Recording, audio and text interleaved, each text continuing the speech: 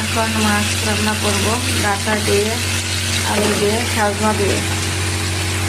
ডাঁটাটা ফ্রিজে বেশি দিন থাকলে নষ্ট হয়ে যায়, তো হালকা ভাপ দিয়ে ডিপে রেখে দিয়েছিলাম, গতকালকে রাখছি। আর এটা নিচে লবণ দিলাম,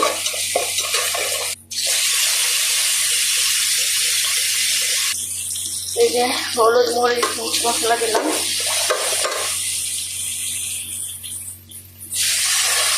পানি দিলাম,